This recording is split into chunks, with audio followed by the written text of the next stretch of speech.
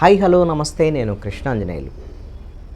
దేవుణ్ణైనా సరే రాజకీయాలకు దూరంగా పెట్టండి అని అత్యున్నత న్యాయస్థానం సుప్రీంకోర్టు ఆంధ్రప్రదేశ్ రాజకీయ నాయకులకి, ప్రధానంగా అధికార పక్షంలో ఉన్నటువంటి వాళ్ళకే ఈ విధమైనటువంటి చురకలు అంటించింది.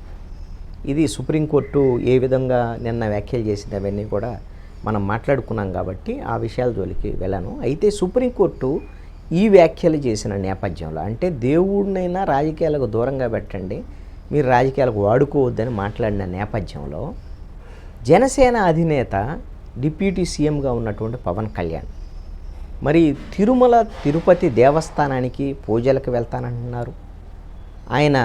ఆయన పర్యటన కొనసాగిస్తారా? అదేవిధంగా పూజలకు వెళ్ళటానికి ఏం అభ్యంతరం లేదు, ఎవరో కూడా అభ్యంతరం పెట్టదు, సుప్రీంకోర్టు కూడా అభ్యంతరం పెట్టదు. కానీ వారాహి పేరుతో ఆయన తిరుపతిలో 4వ తేదీన సభ నిర్వహించబోతున్నారు అనేటువంటిది కూడా జనసేన వైపు నుంచి వచ్చినటువంటి ఒక ప్రకటన. మరి వారాహి సభ తిరుపతిలో పెట్టడం వెనక ఉద్దేశం ఏమిటి? జనసేన పార్టీది కానీ లేకపోతే కూటమి ప్రభుత్వంది కానీ వీళ్ళ ఉద్దేశం ఏంటి? తిరుమల తిరుపతి దేవస్థానానికి సంబంధించినటువంటి లడ్డూ ప్రసాదంలో ఈ జంతువుల కొవ్వులు కలిశాయి అనేటువంటి దాని మీద ఈ అపచారం అంతా వైఎస్ఆర్ కాంగ్రెస్ పార్టీ చేసింది. క్రిస్టియన్గా ఉన్న జగన్మోహన్ రెడ్డి చేశాడని విమర్శలు చేశారు. వైవి సుబ్బారెడ్డి, కరుణాకర్ రెడ్డి వాళ్ళ కుటుంబాలంతా క్రిస్టియన్లు, వాళ్ళు టీటీడీ చైర్మన్లుగా ఉన్న అపచారం చేశారని ఇప్పుడు వరకు మాట్లాడారు. ఇవన్నీ చేశారు. ఇవన్నీ అంశాల మీద మాట్లాడటానికే వారాహి సభ తిరుపతిలో పెట్టబోతున్నారు. సుప్రీంకోర్టు ఏం చెప్పింది? మీరు రాజకీయాలు మాట్లాడకండి అయ్యా, దేవుడి విషయంలో ఇది కరెక్ట్ కాదు, మీరు రాజకీయాల కోసం దేవుణ్ణి అడుకుంటారా అని తప్పుపట్టినటువంటి పరిస్థితి.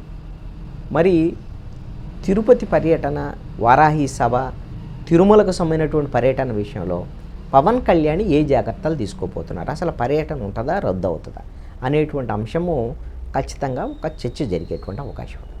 అయితే పవన్ కళ్యాణ్ ఈ మొత్తం లడ్డూ ప్రసాద వివాదం వచ్చినటువంటి నేపథ్యంలో ఆయన మాట్లాడినటువంటి మాటలు కూడా వివాదాస్పదమయ్యాయి.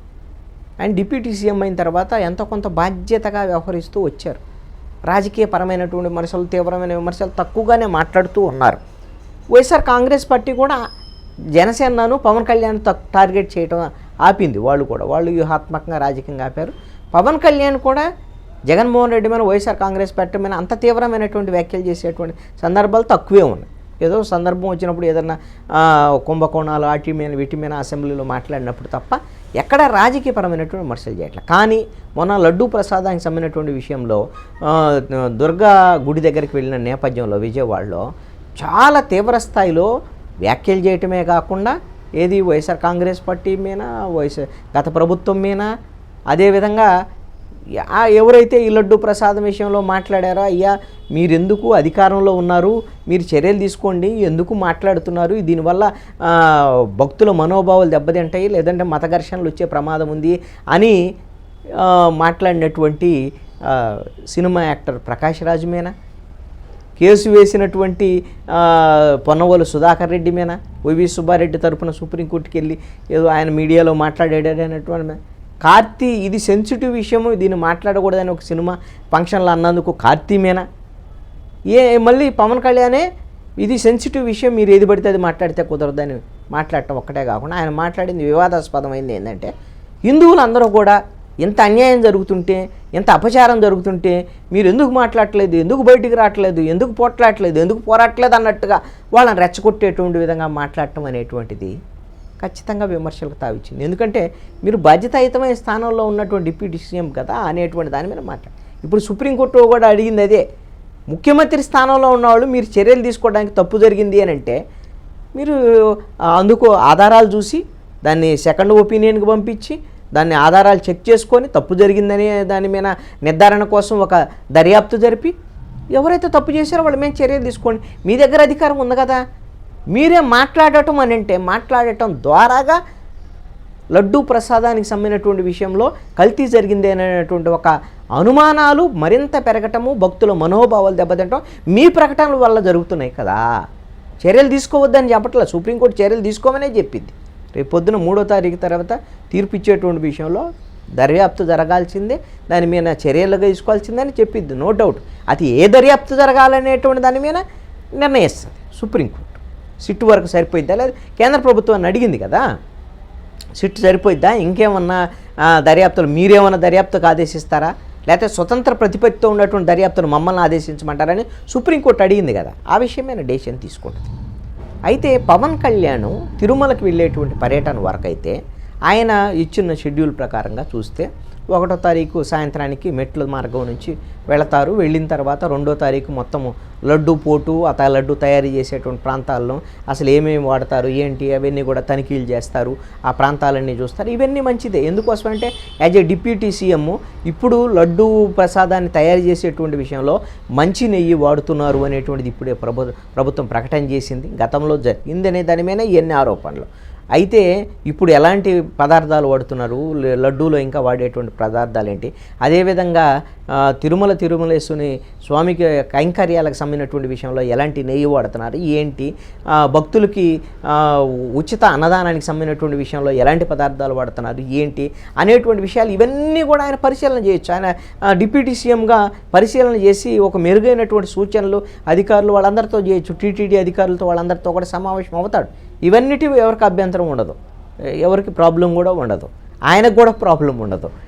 ఆయన అదేవిధంగా ఆయన ఒక ప్రాయచిత్త దీక్ష చేస్తున్నాడు. ఆ ప్రాయచిత్తం చేసుకోవడం కోసం ఎందుకయ్యా అంటే లడ్డు ప్రసాదానికి అపచారం జరిగింది. అపచారం జరిగితే మీరు చర్యలు తీసుకోండి, మీరు ప్రాయచిత్త దీక్షలు చేస్తే ఎవ్వరికి అభ్యంతరం లేదు, మీరు భజనలు చేసుకోవచ్చు, పూజలు చేసుకోవచ్చు, ఎవరు ఇష్టం వాళ్ళదే. కానీ జనానందం రమ్మని అంటమే సమస్య అన్నదే అదొక్కటే వచ్చింది. కాబట్టి ఆయన దీక్ష విరమణ తిరుమలలో చేస్తారు అని ఇంతవరకు షెడ్యూల్ వరకు ఆయన ఏ విధమైనటువంటి అభ్యంతరం లేకుండా చేసుకోవచ్చు. మరి సుప్రీంకోర్టు తీర్పు ఎప్పుడు రాబోతుంది? 3వ తేదీన మళ్ళీ విచారణ ఉంది. ఆ రోజు తీర్పు వస్తుందా లేదా, ఇద్దరు వాదనలు అయిన తర్వాత మళ్ళీ తీర్పు ఇంకొకటి రోజు రిజర్వ్ చేస్తారా, వాయిదా వేస్తారా తెలియదు. కాబట్టి ఆ రోజు తీర్పు వస్తుందో రాదో చెప్పలేము, ఏ నిర్ణయం వస్తుంది అనేటువంటి దాని మీద నిర్ణయం ఇస్తామని చెప్పాలి. ఆ రోజుకు వాయిదా వేశారు. ఇప్పుడు వరకు ఈ టీటీడీ నుంచి ప్రభుత్వం నుంచి మీరు తీసుకున్న చర్యలు ఏంటి, మీకు కేంద్ర ప్రభుత్వం నుంచి కూడా సొలిసిటర్ జనరల్ని అడిగినటువంటి అంశాలు మీరు ఏ దర్యాప్తు జరుపుతారో అవన్నిటినీ వాళ్ళు అఫిడవిట్లు దాఖలు చేసిన తర్వాత అప్పుడు నిర్ణయం తీసుకోవచ్చు. ఆ రోజు నిర్ణయం తీసుకోగలిగితే తీసుకుంటే మరుసటి రోజు తీసుకుంటే లేకపోతే ఇంకొక రోజు వాయిదా వేసి నిర్ణయం తీసుకోవచ్చు తీర్పుకు సంబంధించినటువంటి ఎలాంటి దర్యాప్తు జరపాలనేటువంటి విషయంలో. మరి 3వ తారీఖు వరకు ఆయన ప్రాయచిత్త దీక్ష విరమించేంత వరకు పెద్ద ఇబ్బంది ఉండదు. ఎందుకంటే సుప్రీంకోర్టు 3వ తేదీన ఈ అంశమైన 3వ తేదీ వరకు ఆయన దీక్ష విరమిస్తారు. 4వ తేదీన వారాహి సభ అని పెట్టాడు. వారాహి సభ పెట్టి తిరుపతిలో ఏం చెప్తారు, ఎందుకు పెట్టారు సభ? ఇదే అంశం గురించి కదా ఈయన దీక్ష పెట్టిందే అందుకు. మరి దాని మీదే మాట్లాడాలి. దాని మీద మాట్లాడటానికి ఆ సభ యొక్క ఉద్దేశం. అసలు వారాహి సభలే లేవు. గవర్నమెంట్ వచ్చిన తర్వాత ఎక్కడ ప్రజలకు సంబంధించినటువంటి విషయాల మీద ఆ వారాహి వాహనాలు ఒక్కసారి పిఠాపురం మాత్రం పోయారు. ఇప్పుడు వారాహి సభ అవసరం ఎందుకు వచ్చింది? వైఎస్ఆర్ కాంగ్రెస్ పార్టీ లడ్డు ప్రసాదంలో అపచారం చేసిందని తిరుపతికి వెళ్ళి చెప్పాలి అనేటువంటి దాని మీద వారాహి సభ ప్రణాళిక. మరి ఇప్పుడు సుప్రీంకోర్టు ఈ వ్యాఖ్యలు చేసిన నేపథ్యంలో ఈ సభని వాయిదా వేసుకుంటారా ఏమిటి అనేది చూడాలి పవన్ కళ్యాణ్ వైపు.